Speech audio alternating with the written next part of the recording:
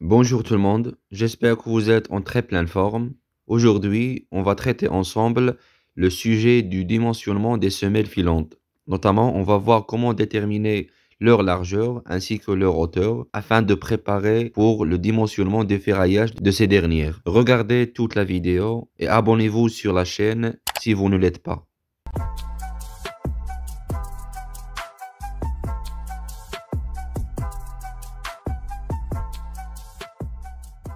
Tout d'abord, j'aime bien faire un petit rappel en ce qui concerne les types des semelles filantes. On a principalement deux types de semelles filantes, soit des semelles filantes déposées sous des poteaux, ou bien des semelles filantes déposées sous des voiles. On a un troisième cas qui est rarement utilisé, c'est là où nous avons des semelles filantes surmontées par une petite nervure en béton armé avec une faible hauteur sur laquelle on a des poteaux. Mais principalement, les deux cas qui sont prépondéramment utilisés, ce sont ceux devant nous. Pour cette vidéo, ainsi que pour la vidéo prochaine qui parlera sur le ferraillage des semelles filantes, on va se focaliser sur le type des semelles filantes qui sont sous des voiles. Donc, juste une petite information avant de débuter le noyau de notre sujet. Le ferraillage pour la semelle filante, ça se fait seulement pour les armatures transversales parce que c'est elles qui vont chercher à amortir les efforts de flexion de la semelle filante. Parce qu'en général, le voile elle est déposé au milieu de la semelle filante d'une vue transversale. Du coup, ce sont les armatures transversales qui vont supporter majoritairement la descente de charge du voile et c'est elles qui vont lutter contre le phénomène de la flexion. Les barres d'armature qui sont longitudinales, elles sont calculées automatiquement par la suite en se basant sur les calculs faits pour les armatures transversales. Afin de dimensionner le ferraillage d'une semelle filante, on la considère comme une semelle isolée tout simplement. C'est-à-dire on considère une largeur de A, c'est elle qu'on doit calculer, et une longueur de 1 mètre. C'est-à-dire en termes de largeur et longueur, on ne calcule qu'un seul paramètre et l'autre on le considère égal à 1 mètre. Et bien sûr, comme j'ai souligné, ce sont les armatures en rouge qui se calculent, alors que celles longitudinales colorées en noir pour ce schéma sont à déduire par la suite. Parmi les données d'entrée principales avant de commencer le dimensionnement des semelles filantes, c'est la largeur du voile, mais aussi un ensemble de données, notamment les descentes de charge permanentes, les descentes de charge d'exploitation, la contrainte de sol, la résistance à la compression du béton, le coefficient FE, le type de fissuration. Donc toutes ces données, elles sont nécessaires avant de débuter à la fois le dimensionnement de la semelle filante en termes de largeur et hauteur,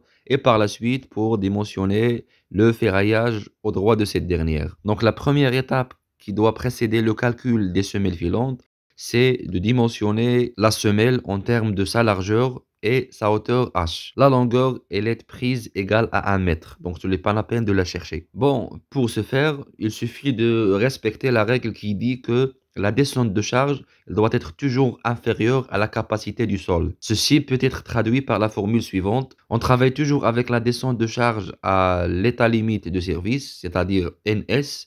On la divise par la surface ou bien la section de la semelle filante. Le tout doit être bien sûr inférieur à sigma sol ou bien à la capacité de sol qui est donnée ici pour notre cas égale à 2,5 bar. Transformé en mégapascal, c'est égal à 0,25. Bien sûr que les formules de calcul pour la descente de charge NS et NU, je les ai déjà détaillées au niveau d'une ancienne vidéo intitulée l'ELS et l'ELU. Pour le cas des fondations, en général, on travaille avec l'ELS, c'est-à-dire on se contente par le calcul moyennant la descente de charge NS. Donc on va maintenant chercher le S parce que c'est à partir du S qu'on va déduire la largeur de la semelle filante. Les calculs seront menés de cette manière. Tout d'abord, on a NS divisé par sigma sol, ça doit être inférieur ou égal à la section. Par la suite, on remplace chaque paramètre avec sa valeur, c'est-à-dire l'application numérique.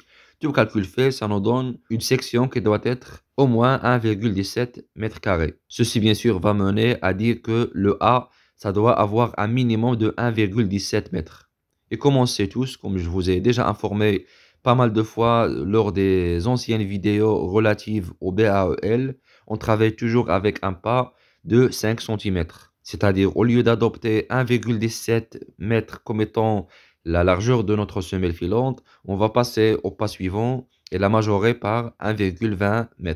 Une fois nous avons calculé la largeur A de la fondation, on passe maintenant au calcul de H. Mais tout d'abord, il faut noter que l'enrobage inférieur pour le système de fondation, il est toujours au moins de 5 centimètres. On sait tous que l'enrobage minimal pour les poteaux verticaux, pour les poutres, etc., c'est aux alentours de 2,5. Parfois, on peut aller jusqu'à 3 centimètres. Mais pour le cas des fondations, toujours au-dessous des armatures, on doit assurer 5 centimètres d'enrobage en béton. Du coup, le calcul qu'on doit faire, ça sera pour le petit d. Et la formule ici, c'est la suivante. Le petit d, ça doit être supérieur ou égal à grand A moins petit a. Et le petit a ici, c'est la largeur du voile. Le grand A, c'est ce qu'on vient de calculer. Ça réfère à la largeur de la semelle filante. On fait une application numérique et on obtient que D doit être supérieur à 1,02 divisé par 4, ce qui donne 0,26 mètres, c'est-à-dire 26 centimètres.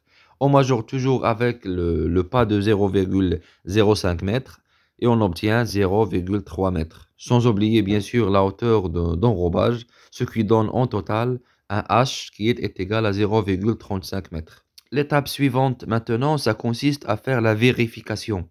Donc, les calculs que nous avons faits jusqu'à maintenant, ils ne prennent pas en considération la charge de la semelle ou bien le poids propre de la semelle. Donc, on doit maintenant l'ajouter à la descente de charge à l'ELS assurée par le voile et le tout, bien sûr, doit être inférieur ou égal à la contrainte du sol. Donc, de la même manière, on va décortiquer les éléments ou bien les paramètres de cette inégalité. Le NS, on l'a déjà, ce n'est pas la peine de le calculer. Le poids propre de la semelle ou bien la charge de la semelle, ça se calcule comme suit. Le volume de la semelle doit être multiplié fois la masse volumique du béton armé. On vient de voir que la masse volumique du béton armé, c'est 2500 kg par mètre cube. Le H, on vient de le calculer. Le B, on l'a pris égal à 1 mètre. Le A, c'est 1,2. On vient de le calculer aussi. La masse volumique, c'est 2500. Et le G, on l'a pris égal à 9,8 mètres fois seconde moins 2. Tout calcul fait, ceci nous donne 10 290 newtons. Si on la transforme en méganewtons, ceci va nous donner 0,0029 méganewtons. Le S, en fait, c'est égal à A fois 1 parce que la largeur, c'est égal à 1 mètre. Ceci nous donne 1,2 mètre carré. Et la contrainte du sol, ça, c'est une donnée qu'on a déjà. C'est égal à 0,25 mégapascal. Faites attention juste aux unités. Tant que nous travaillons ici avec le mégapascal, le poids propre de la semelle doit être exprimé en méganewton et de la même manière, la contrainte ou bien la descente de charge, ça doit être exprimé en méganewton. Je parle de la descente de charge. Finalement, tout calcul fait, ceci nous a mené à un résultat ou bien à une valeur de 0,25 mégapascal, ce qui est exactement égal à la contrainte du sol. Je vous informe que dans la plupart des cas, la plupart des bureaux d'études, ils peuvent poursuivre le calcul de ferraillage si nous avons l'égalité. Mais il y en a ceux qui souhaitent toujours garder des majorations pour améliorer ou bien pour favoriser la sécurité. Moi, personnellement, si j'ai l'égalité, je peux directement poursuivre les études parce qu'il y a en fait plusieurs majorations faites au préalable. Nous avons majoré la valeur de A, la valeur de H de la même manière, le petit d, il est déjà majoré. Donc, ce n'est pas la peine d'avoir peur à l'égard de cette valeur. Du coup, je peux la considérer comme étant une valeur valide et que les vérifications ont montré que le dimensionnement que nous avons fait est correct. Dans le cas opposé, là où nous avons une valeur qui est supérieure à la contrainte du sol, ceci veut dire que le sol ne peut pas supporter la descente de charge relative à cette fondation ou bien à ce mètre linéaire de cette fondation. La solution, ça consiste tout simplement à jouer sur le A et sur le H. Le B, c'est fixe, c'est une longueur de 1 mètre, alors que le A et le H, on peut leur ajouter un pas de 5 centimètres, que ce soit pour le A ou bien pour le H. Si ça suffit pas, on peut ajouter ce pas de 5 centimètres pour les deux. Et si ça suffit pas toujours, on a toujours le droit d'ajouter ce pas jusqu'à atteindre la vérification de cette inégalité. C'est-à-dire la contrainte totale doit être toujours inférieure ou égale à la contrainte du sol. Attendez la prochaine vidéo sur le calcul du ferraillage d'une semelle filante. Je vous souhaite un très bon courage. Merci à vous. À la prochaine.